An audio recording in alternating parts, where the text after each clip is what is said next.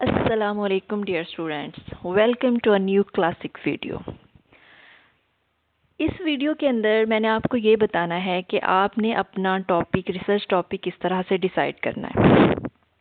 एक मैंने पिछली वीडियो आप लोगों के लिए बनाई है जिसके अंदर मैंने आपको ये बताया है कि अगर एक न्यू बंदा है उसने रिसर्च स्टार्ट करनी है तो उसको रिसर्च स्टार्ट करते हुए किन बातों का ख्याल रखना है, कौन सी इंपॉर्टेंट चीज़ें उसको अपने माइंड में रखनी है, उसको पता होना चाहिए कि कौन किस तरह की डिफ़िकल्टीज उसको पेश आ सकती हैं।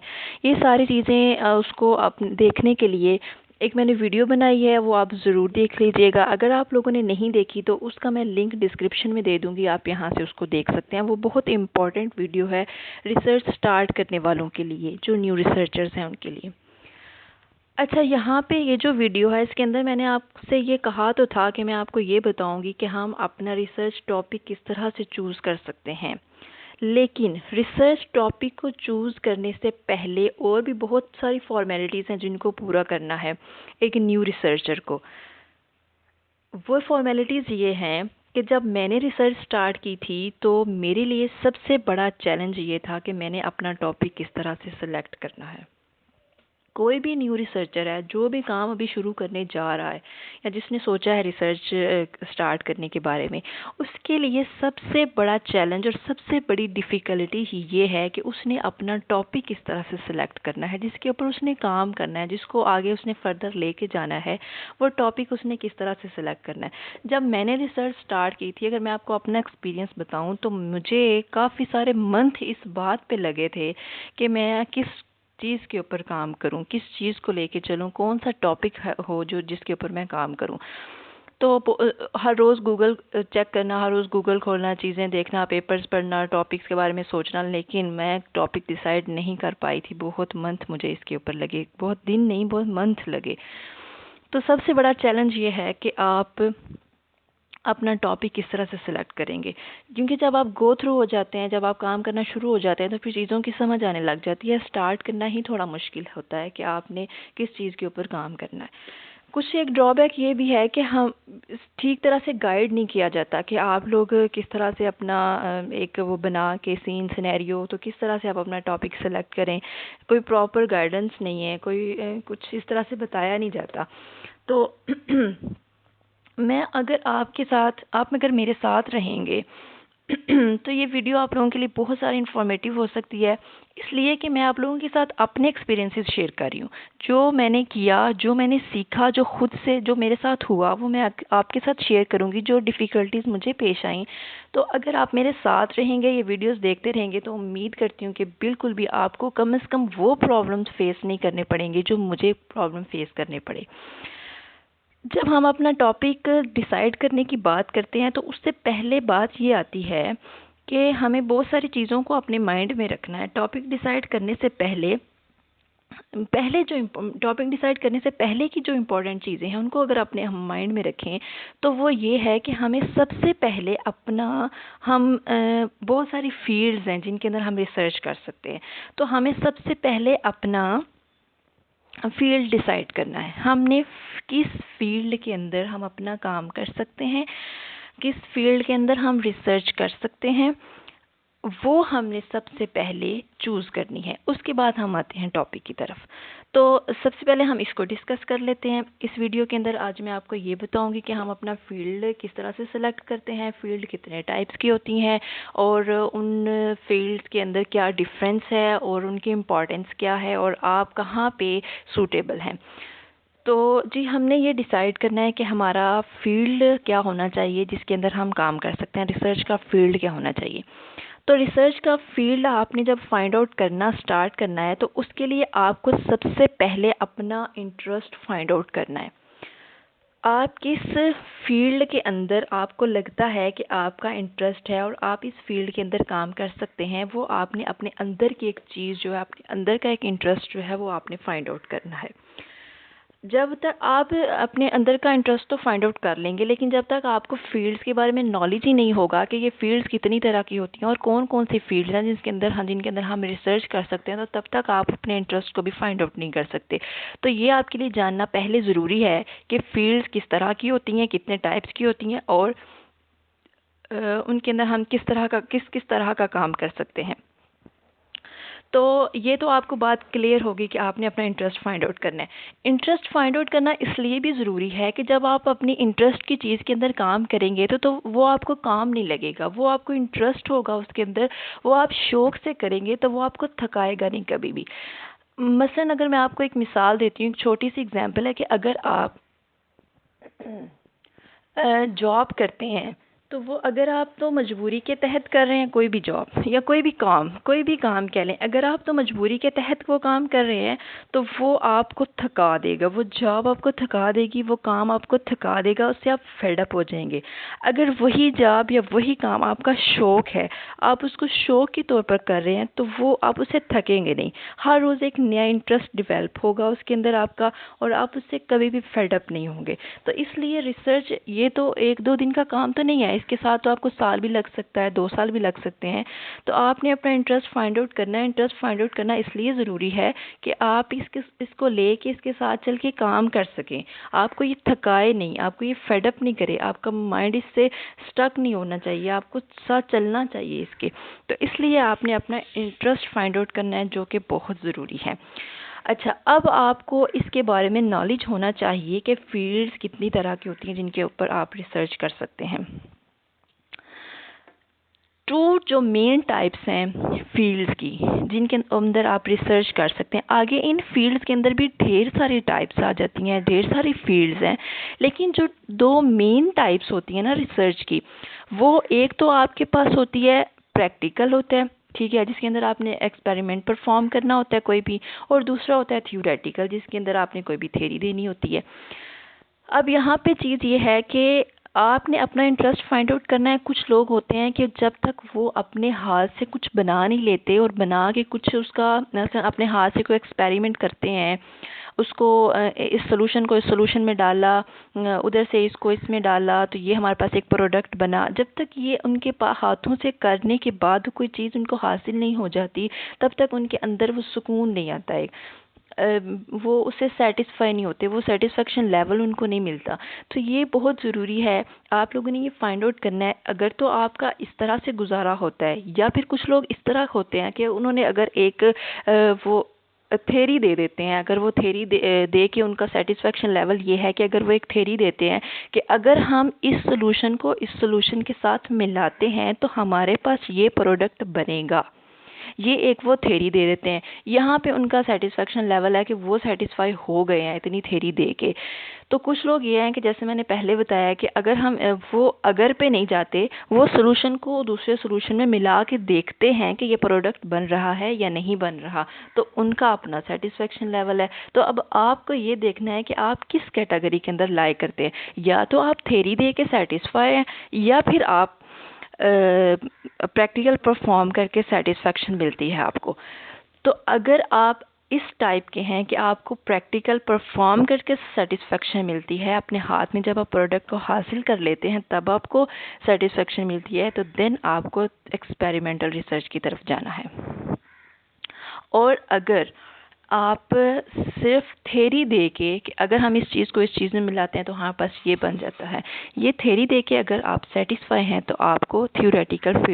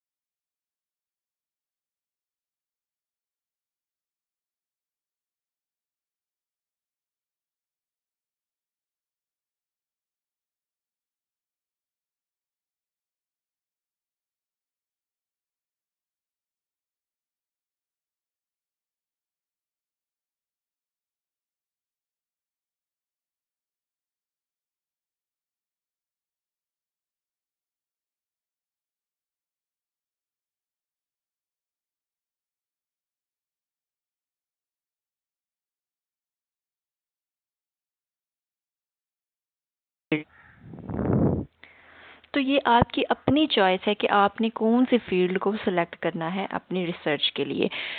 आप थ्योरेटिकल चूज़ कर रहे हैं या आप एक्सपेरिमेंटल चूज़ कर रहे हैं। डिफरेंस इनके अंदर ये है, अगर मैं आपके लोगों के लिए और ज़्यादा आसान कर देती हूँ इस चीज़ को कि आप एक्सपेरिमेंटल की तरफ जाना चाह रहे हैं या थ्योरेटिकल की तरफ जाना चाह रहे हैं, तो एक और मैं इम्पोर्टेंट बात आपको बताती हूँ कि जो एक्सपेरिमेंटल रिसर्च है उसके अंदर आपको लैब वर्क करना है। लैब के अंदर आपको प्रैक्टिकल परफॉर्म करना है। तो कुछ लोग जो हैं वो परफॉर्मेंस के बड़े शौकीन होते हैं कि वो चीज़ें पकड़ के लैब के अंदर खड़े होके परफॉर्मेंस कर रहे हैं, तो उनको ये चीज़ अच्छी लगती है, उनका इंटरेस्ट होता है इस चीज़ के अंदर कि वो लैब परफॉर्मिंग में बहुत अच्छे होते हैं लैब परफॉर्मिंग में। तो एक तो ये एक्सपेरिमेंटल रिसर्च इस टाइप की होती है। दूसरा ये थ्योरेटिकल रिसर्च है, इसके अंदर आपने कोई लैब वर्क नहीं करना, कोई एक्सपेरिमेंट परफॉर्म नहीं करना, किसी भी एक्सपेरिमेंट की जो चीज़ें होती हैं उनको आपने हाथ नहीं लगाना, बिल्कुल भी लैब के करीब नहीं जाना। जस्ट आप थ्योरेटिकल के अंदर क्या करते हैं, थ्योरेटिकल की वैसे अपनी लैब्स होती हैं, उन लैब्स में और जो एक्सपेरिमेंटल की लैब्स होती हैं उनमें डिफरेंस ये होता है जो मैंने आपको बता दिया कि आपने किसी इंस्ट्रूमेंट को हाथ नहीं लगाना, किसी चीज़ आपने कोई प्रैक्टिकल परफॉर्म नहीं करना। जस्ट आपने ये करना है कि थ्योरेटिकल की जो लैब है उसके अंदर आपके पास कंप्यूटर्स पड़े हुए हैं, सॉफ्टवेयर्स पड़े हैं, उन सॉफ्टवेयर्स के ऊपर आपने कंप्यूटर के ऊपर बैठ के काम करना है बस। वो आपने कोई थ्योरी देनी है, कोई फार्मूला, कोई थ्योरी, कोई इस तरह से कोई चीज़ आपने वो यही आपकी रिसर्च है, थ्योरेटिकल रिसर्च ये है।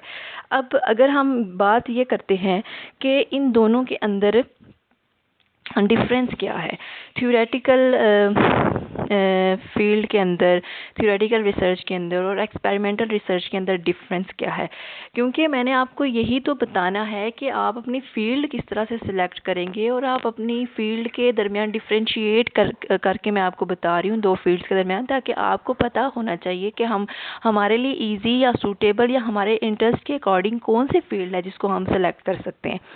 तो जो हमारे पास आती है ना थ्योरेटिकल रिसर्च, अगर हम बात ये करते हैं कि मुश्किल या आसान की अगर हम बात करते हैं या डिफरेंस की हम बात करें ना कि उसमें और इसमें क्या डिफरेंस है, तो टाइम टेकिंग की अगर हम बात करें या इजी और मुश्किल की बात करें, तो दोनों जो रिसर्च हैं वो दोनों ही टाइम टेकिंग है।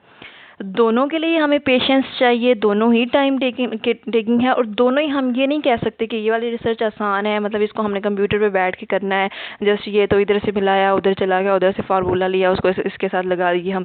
बिल्कुल भी नहीं, इतने इतने मुश्किल सॉफ्टवेयर हैं जिनके ऊपर काम करना है, इतना मुश्किल वो थेरीज हैं, बिल्कुल भी ये आसान नहीं है, बहुत मुश्किल है, ये काम भी बहुत ही ज़्यादा मुश्किल है। इवन मेरे पास एक वो DFT सॉफ्टवेयर है, उसको ही चलाना बड़ा मुश्किल है, उसको ही समझना, मतलब जैसे हम एक्सपेरिमेंट्स करते हैं, तो एक्सपेरिमेंटल में हमारे पास समटाइम ये होता है कि हमने एक्सपेरिमेंट परफॉर्म किया, इस सोल्यूशन में डाला, वो हमारा गलत हो गया। मतलब वो समटाइम ये होता है कि हमने एक सोल्यूशन को दूसरे सोल्यूशन में डालना है, तो ये मैं एक्सपेरिमेंटल की बात कर रही हूँ। तो वो हमें ये कहते हैं कि एक सोल्यूशन आपने प्रिपेयर कर लिया, उसको आपने दूसरे सोल्यूशन के अंदर ड्रॉप वाइज ऐड करना है। तो हम ड्रॉप वाइज उसको ऐड कर रहे हैं, समटाइम ये होता है कि एक से ड्रॉप से ज़्यादा ड्रॉप उसके अंदर चला जाता है, मतलब 2-3 ड्रॉप इकट्ठे चले जाते हैं, तो उससे उसकी मैन्युफैक्चरिंग में चेंज आ जाता है, उससे वो जो चीज़ हम बनाना चाह रहे थे प्रोडक्ट वो नहीं बनती। यानी एक तरीक़ेकार है प्रॉपर, उसके ऊपर आपको चलना है, ज़रा सा भी आप आगे पीछे हो तो वो आपका एक्सपेरिमेंट ख़राब है, जितने भी घंटे आपने मेहनत की है लैब के अंदर खड़े होकर, बस सब ख़राब है। इस तरह से अगर हम थ्योरेटिकल का देखें, तो थ्योरेटिकल के अंदर भी एटम को दूसरे एटम के साथ आपने कंबाइन करना है, तो अगर वो आपका नहीं सही कर पा रहे आप, तो वो भी सारा ख़राब है। जितने घंटे आपने कंप्यूटर के ऊपर बैठ के काम किया है वो भी आपका सारा ख़राब है। तो आप ये नहीं कह सकते कि ये वाली आसान है, ये हम चूज़ कर लेते हैं, ये वाली आसान है, ये हम चूज़ कर लेते हैं। यानी काम तो आपको करना ही करना है, मेहनत तो आपको करनी ही करनी है, दोनों पे एक जितना ही टाइम सर्व करना है, दोनों के लिए एक जितनी ही पेशेंस चाहिए। सिर्फ़ और सिर्फ इसमें इंटरेस्ट की बात है, जो आपको अच्छा लगे आपने वो करना है, जो आपका जिसके अंदर इंटरेस्ट है आपने वो करना है। अगर आपको अच्छा लगता है प्रैक्टिकल परफॉर्म करना, गलतियाँ तो हर जगह होती हैं, गलतियाँ तो हो जाती हैं, उसमें भी होंगी, इसमें भी होंगी, थ्योरेटिकल में भी होंगी, एक्सपेरिमेंटल में भी होंगी। लेकिन अगर आपका इंटरेस्ट होगा तो आपको गलती नहीं लगे, वो आपको थकाएगी नहीं गलती, वो आपको बर्डनाइज नहीं करेगी, आप इजीली उसको ओवरकम कर लेंगे, फिर से करेंगे, फिर से परफॉर्म करेंगे, क्योंकि वो आपका शौक है, आपका इंटरेस्ट है, आप उसको कर सकते हैं, आपने उसी को ही करना है। तो ये इन दोनों के अंदर फील्ड्स जो हैं एक्सपेरिमेंटल और थ्योरेटिकल के अंदर डिफरेंस है। उसके बाद बात आ जाती है इम्पोर्टेंस की। अगर हम बात करते हैं एक्सपेरिमेंटल रिसर्च और थ्योरेटिकल रिसर्च की इम्पोर्टेंस के मतलब हम बात करते हैं, तो इम्पोर्टेंस इसकी इस तरह से है कि दोनों ही इम्पोर्टेंट फील्ड्स हैं। अगर जब तक हमारे पास कोई बंदा एक थ्योरी नहीं देगा कि अगर हम इस चीज़ को इस चीज़ के अंदर मिलाते हैं तो हमारे पास ये प्रोडक्ट बन जाता है, तो हमारे पास अगर हमें कोई ये थ्योरी नहीं देता तो फिर हम उसका प्रैक्टिकल परफॉर्मेंस कैसे करेंगे कि इस चीज़ को इस चीज़ के अंदर मिलाएंगे कैसे कि हमें वो प्रोडक्ट हासिल हो जाए। इससे ये ज़ाहिर होता है कि हमारे पास थ्योरेटिकल भी इम्पॉर्टेंट है रिसर्च, एज वेल एज हमारे पास ये जो एक्सपेरिमेंटल रिसर्च है वो भी इम्पॉर्टेंट है। हमें अगर प्रोडक्ट हासिल करना है तो हमें एक्सपेरिमेंटल रिसर्च करनी है, और अगर हमें प्रोडक्ट के बारे में इन्फो लेनी है कि किस चीज़ को हम किस चीज़ के अंदर मिला के ये वाला प्रोडक्ट हासिल कर रहे हैं, तो हमें ज़रूरत पड़ेगी थ्योरेटिकल रिसर्च की। तो दोनों चीज़ें एक साथ चलती हैं, दोनों को हम साथ साथ लेके, किस हम ये नहीं कह सकते कि ये थ्योरेटिकल रिसर्च है इसकी इम्पोर्टेंस ज़्यादा है या एक्सपेरिमेंटल रिसर्च है इसकी इम्पोर्टेंस ज़्यादा है। अगर थ्योरेटिकल रिसर्च की हम कहते हैं इम्पोर्टेंस ज़्यादा है तो फिर हम थ्योरेटिकल ही करते जाएं, फिर थ्योरी ही देते जाएं, फिर प्रोडक्ट तो हमें कोई हासिल ही ना हो, हम प्रोडक्ट तो ले ही ना सकें। और अगर हम ये कहें कि एक्सपेरिमेंटल रिसर्च ज़्यादा इम्पोर्टेंस है उसकी, वो तो फिर हम एक्सपेरिमेंटल रिसर्च कर ही कैसे सकते हैं जब तक हमारे पास पहले से कोई थ्योरी मौजूद ना हो। जब हमारे पास थ्योरी नहीं है तो हमने प्रूफ किसको करना है। तो दोनों रिसर्चेज जो हैं वो इम्पॉर्टेंट, दोनों फील्ड्स जो हैं वो इम्पॉर्टेंट हैं। थ्योरेटिकल फील्ड भी इम्पॉर्टेंट है और एक्सपेरिमेंटल फील्ड भी इम्पॉर्टेंट है। Just it's up to you कि आपने कौन सा जो है ना वो फील्ड को सिलेक्ट करना है। सबसे इम्पॉर्टेंट चीज़ ये है कि आपने अपना फील्ड सिलेक्ट कर लिया है, आपने अपना area of interest find out कर लिया है। जब आपने अपना इंटरेस्ट फाइंड आउट कर लिया इन दो फील्ड्स के अंदर, अब इन फील्ड्स के अंदर भी ढेर सारी फील्ड्स हैं, थ्योरेटिकल के अंदर भी ढेर सारी फील्ड्स हैं, एक्सपेरिमेंटल के अंदर भी ढेर सारी आगे फर्दर फील्ड्स हैं। तो जब आपने ये दो मेन फील्ड्स को कर लिया है ना कि आपको ये वाला काम करना है या ये वाला काम करना है, तो फिर थोड़ा सा कदरे ये इजी हो जाएगा आपको अंडरस्टैंड करना, रिसर्च की तरफ जाना। ये पहला कदम है रिसर्च की तरफ, अपना फील्ड सेलेक्ट करना। तो इंशाल्लाह नेक्स्ट वीडियो के अंदर मैं आपको ये बताऊंगी कि आपने अपना टॉपिक किस तरह से सिलेक्ट करना है। अगर आपने फील्ड अपना सिलेक्ट कर लिया है, अपने इंटरेस्ट के अकॉर्डिंग आपने अगर अपना फील्ड को चूज़ कर लिया है, तो उस फील्ड के अंदर आप अपना टॉपिक किस तरह से चूज़ कर सकते हैं, जो कि एक इम्पॉर्टेंट चीज़ है, इंतहाई इम्पॉर्टेंट रिसर्च की फील्ड के अंदर। रिसर्च जो बिल्कुल न्यू कमर्स हैं, जिनको बिल्कुल रिसर्च के बारे में पता ही नहीं है, जो भी रिसर्च स्टार्ट करने जा रहे हैं, उनके लिए तो बहुत ही ज़्यादा ये इम्पॉर्टेंट है कि आपने अपना टॉपिक किस तरह से चूज़ करना है। तो ये मैं आपको इंशाल्लाह नेक्स्ट वीडियो में बताऊंगी। मेरे साथ रहिएगा, वीडियोस को देखते रहें, ये आपके लिए बहुत सारे इन्फॉर्मेटिव वीडियोस हैं। चैनल को सब्सक्राइब कर दें और बेल आइकन को प्रेस कर दें ताकि आपके पास जो नेक्स्ट वीडियो है वो टाइम पे आ सके, बिल्कुल भी आपका जो एक फ़्लो बना हुआ है उसमें इंटरप्शन ना आए। और वीडियो को जो लास्ट मैंने वीडियो बनाई है आप लोगों को उसको भी देखिएगा, इसको भी देखिएगा, अंडरस्टैंड करने की कोशिश कीजिएगा। अगर आपका इस वीडियो के मुतालिक कोई क्वेश्चन हो, या फिर जो लोग पहले से रिसर्च में हैं और वो किसी पॉइंट पे आके स्टक हो गए हैं, अगर उनका भी कोई क्वेश्चन है तो वो मुझे कमेंट सेक्शन में बताएं, मैं उनका आंसर देने की कोशिश करूँगी इंशाल्लाह। और अपना बहुत सारा ख्याल रखिएगा, दुआ में याद रखिएगा। अल्लाह हाफिज़।